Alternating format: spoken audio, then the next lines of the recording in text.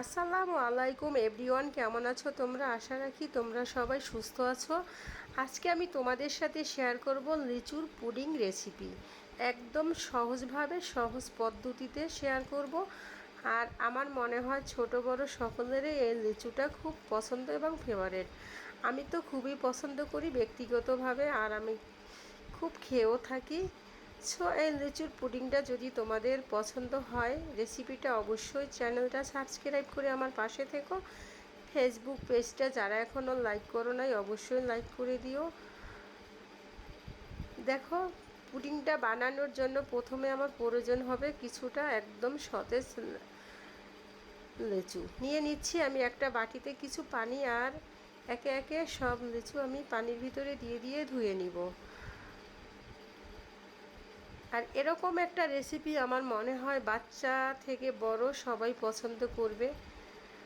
আর এখন তো লিচুর সিজন, আমরা এরকম একটা রেসিপি ট্রাই করতেই পারি।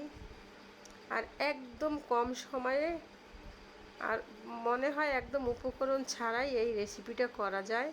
সো ফ্রেন্ডস, তোমরা অবশ্যই ট্রাই করবা, যদি ট্রাই না করো বুঝতে পারবা না। লিচুটি আমি একদম সব ছিলকা ছিলে নিচ্ছি, এখন জাস্ট বিচি ভিতর থেকে ফেলে দেব। আর এই একই প্রসেসে সব আমি করে নিচ্ছি। করে নেওয়া শেষ। এখন জাস্ট একটা ভ্যালান্ডারের জারে দিয়ে আমি একটা জুস বানিয়ে নিব। আর জুস বানিয়ে নিয়ে অলমোস্ট শেষ। এখন আমি জাস্ট এই জুসটাকে ছেঁকে নিব।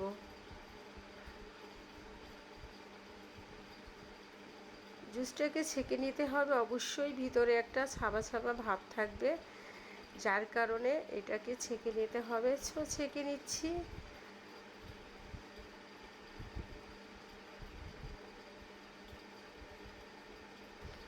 আর ছেঁকে নেওয়া শেষ। এখন একটা সাইডে রেখে দিয়ে পরবর্তী স্টেপ হচ্ছে আমি একটা সসপ্যান নিয়ে নিচ্ছি। আর এখানে নিয়ে নিব হাফ কাপ চিনি। চিনিটা অবশ্যই যার যার অপশনাল, তোমরা যেরকম চিনি পছন্দ করো সেরকম দিবা। আর এখানে আমি মিক্স করব 1 চামচ আগার আগার পাউডার দিয়ে দিচ্ছি। Agar agar powder. আর এখন আমি শুকনো উপকরণ মিশিয়ে নিচ্ছি। আর শুকনো উপকরণ মিশিয়ে নিয়ে এখানে জাস্ট আমি 1 কাপ পানি দিব। ঠিক 1 কাপের মতো পানি দিয়ে মিশিয়ে নেব। মিশিয়ে নিয়ে আমি বসিয়ে দিব রান্না করার জন্য।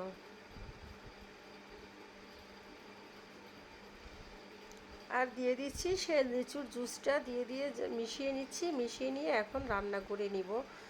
বসিয়ে দিচ্ছি আর একটু নেড়ে চেড়ে দিচ্ছি। অনবরত নাড়তে হবে, যেহেতু এখানে আমি আগার আগার পাউডারটা দিয়ে দিচ্ছি। আর নেড়ে চেড়ে নিচ্ছি,